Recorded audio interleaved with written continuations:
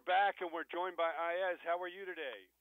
I'm good, bro. What's up? Oh, doing fantastic. I know you got an exciting new song out. We're very excited to spread the word on that. But give us a little bit of background on you. I know you grew up in the Virgin Islands. Tell us about growing up loving music and who inspired you to kind of want to make music yourself. Yeah, I grew up in the British Virgin Islands. You know, like as far as like music, it was always around me because that's like a huge part of my culture. You know what I'm saying? Sure. But my mom and dad, my mom's a choir director, and my dad is in the choir, and then he has his own little group. So my whole family both sing. You know what I'm saying? Like the whole, like both sides of my family can sing. So like when you hear it's Christmas time or Thanksgiving, and we get together, you can just bet is like Clash of the Clans. You know what I'm saying? So music always has been instilled in me from a very young age. So I'm sure you can't remember a time without music. You were born Nah. to it and grew up every day. Yeah, Dad is playing Christmas music like since like August. Like he doesn't play. You know what I'm saying? So music is always been a part of me. Fantastic. Well, I know, like I say, at an early age you started exploring and finding your own music and your own voice and all that. Talk about starting to create songs. I know we know you, of course, for Pretty Girls and Solo and Replay and all that. Talk about, you know, the experimentation of really finding your own style or your own songs. I mean, like as far as that, I like to call the music that I do, like I call it island pop. You know what I mean, I call it feel good music. So basically, when I do songs, I try to either put myself in a situation that I'm in already or in somebody else's shoes. You understand what I'm saying? Because it's music. It's not always about what I'm going through. Because today I might be going through the best day, and then you might have the worst day. You know what I'm saying? So I try to just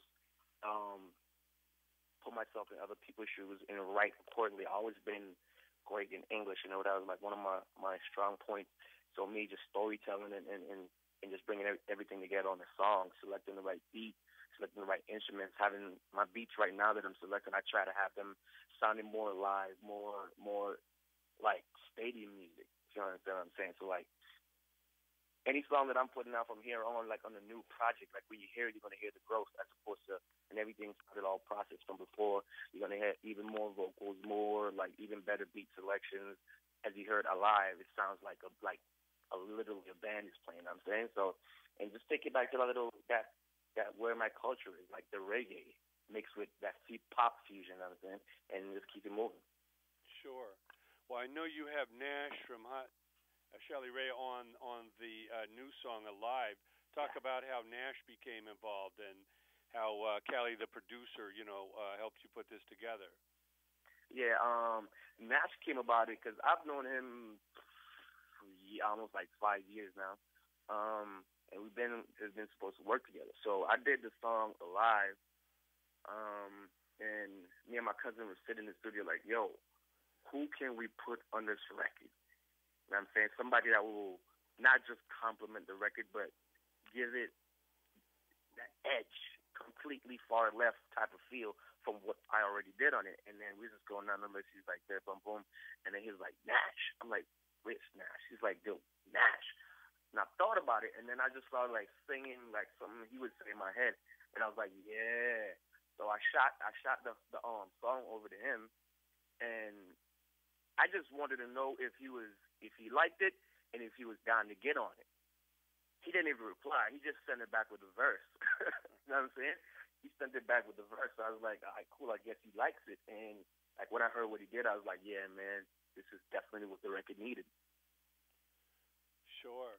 Well, I know it's been a minute, but I understand that Sean Kingston had a part in helping to find you on MySpace back in the day and hook you up, of course, with Beluga Heights and talk about how that developed and how that led to getting Replay out.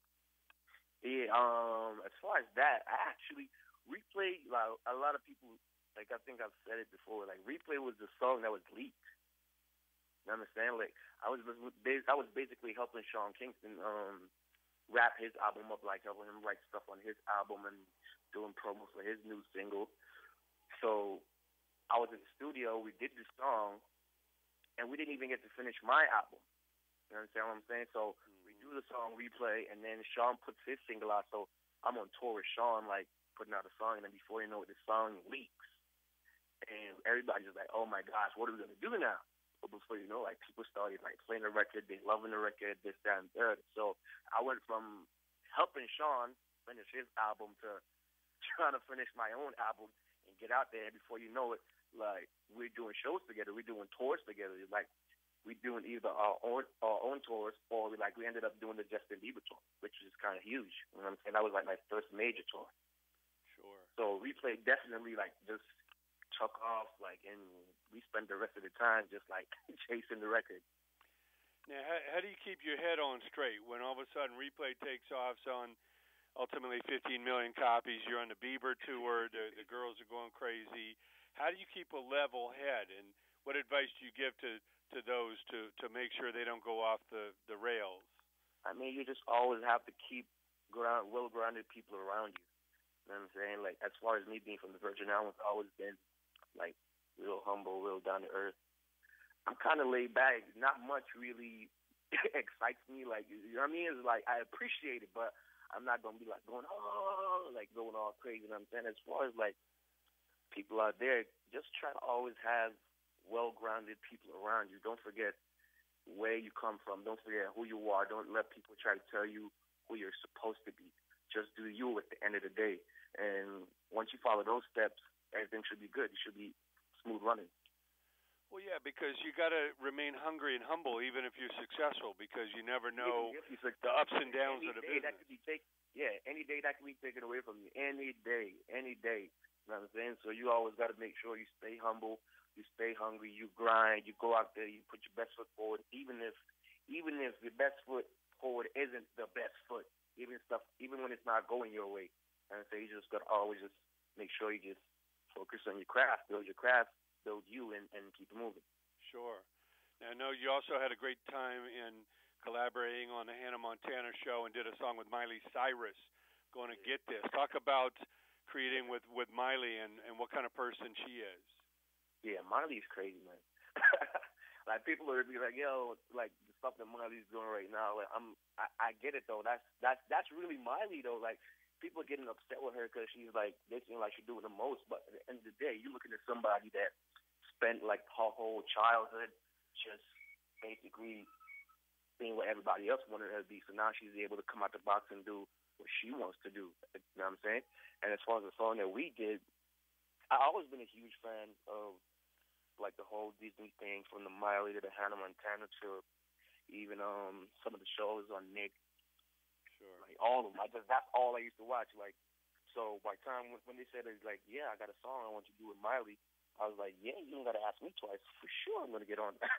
For sure I want to get on there. You know what I'm saying? So I did what I did, and everybody loved it. The label calling her, yeah, you killed it, you murdered it, blah, blah. And then we ended up transitioning now, and they put it in part of the series for the ending of the Hannah Montana show. And that was something huge for me because that opened huge doors to me as far as like acting. So I got my foot in the little acting door to see if I like it or not. And it's something that I would actually like to get into with more practice, you know? Sure. Well, I know also you collaborated with Demi Lovato and Ariana Grande. So what is it about again that Disney camp and that whole machine that's really so strong? Yeah, I mean, it's just they have the machine over there. They get it. You know what I'm saying? Like, they build awesome fan bases. So by the time the person is ready to put out music, they already have a huge fan base to cater to, which by then you can't do any wrong. You know what I'm saying? Because they already love you from whatever show you was on. You understand what I'm saying? So it's like, they're just like, yo, just give us more. Put out a song, put out this. They don't care what you do after that because they already love you. They already love you if you're Demi, if you're Selena Gomez, Wizards of Waverly Place. Like, it doesn't matter because they already love everything that you have going on. So all they want you to just keep making music. And I was lucky enough to tap into that little market over there, and we both had like huge success as far as records. As far as fans, like, everybody loves the record. So this time around, I'm just gonna do exactly what I did the first time. Make good music, happy music, feel good music, island pop. That's the new genre, and just back to what I was doing. Back like I never left. Sure. I know you've had some great experiences, of course, working with David Guetta on Last Forever, and you've collaborated with Travie McCoy and Flo Rida and Akon. What do you look for in a collaboration? What makes for a great, collaborative partner? It has to be more than how big the person is. Normally for me, you understand? Like, what do you bring to the record? Like, I won't just put you in a song because of who you are. Because at the end of the day, I got in this to make good music, feel good music. And me going against my standards, my morals, to me, I feel like I'm not doing myself justice. So as far as me selecting features, I just try to sit back and think on who would make this record better than what it is right now. You understand? Like, what do you bring to the table? Is it edginess? Is it the flavor? Is it a softer voice? Is it a harsher voice? Like, you know what I'm saying? I put a lot into consideration, and that's why I came up with the Nash. Like, he gave it that whole, because the record kind of feels like a little bit rockish, bandish. So it's like, why not put him on there? And when he hit those notes, like, I was like, oh, yep, that's definitely it right here. That's definitely it right there. So it all depends on what kind of record it is and how I'm feeling at the moment, basically. Sure. Well, I know music's been a big part of your life and certainly mine, and you can't think of life without music. But as technology changes, it's become challenging to make sure that young people know that music has a value and they need to support it. It's I'm all for bringing prices down wherever possible, but there's a whole industry that needs to survive here. So we know music isn't free, and and the great things in life aren't free. But what do you instill in the younger generation to make sure that they value music and know that it's something more than just something that's free? Yeah, man, they got to understand that. Yeah, it is a business. Like, there's a lot goes into one song and one music video that you love. You understand? And if you have major labels pumping money into your music video and into your studio time, like, if people really understand the math behind all of it, you would be like, all right, cool. I'll definitely just spend my $1.99 for this song. You know what I'm saying? Like, you would do it, because when you got studios and you got to do, like, some studios $800, $900, $1,200 an hour, or you got lockout sessions for like $2,000 and all types of crazy stuff. Or you got $80,000 video budgets or $200,000 album budgets, and this producer wants to charge you $70,000. Like, a lot of people don't know what goes behind of it. All this is money that has to be recouped. You know what I'm saying? They just be like, yeah. She's just over there making all that money. Not really. You know what I'm saying? It's like everybody has to get their money back, and if they're not making any money, we're left not being able to make those songs or those crazy videos that you all love to see. You understand? So it's like, that's why I try to tell people a lot. Like, you got to support, because put yourself in my shoes. If it was you would want me to buy that song. You would want me to buy that album. You know what I'm saying? So I try to instill in people, like, you don't always have to go out there, and if you don't got it, you don't got it. I get it. You know what I'm saying? I don't expect everybody to be able to purchase a $2 song or $8 to $12 album. I don't expect it. But if you can, I say you go out there and support. At the end of the day, there's a lot of time and money and energy that goes into making these songs and albums and the visuals that you guys love so much. Yeah, we want to keep that growing. We want to keep the industry alive. We want to keep music thriving and not see, any more companies go out of business, and that dollar or two for a song is nothing to pay for the priceless feeling of the thousands of times you can play that song and get so excited or inspired by, or that $8-10 for an album is nothing for a classic that you could live and enjoy for decades to come. Yep. Like, I try to tell, like, because you have people that come up to me like, yo, I was like, like they would want to say, what will make them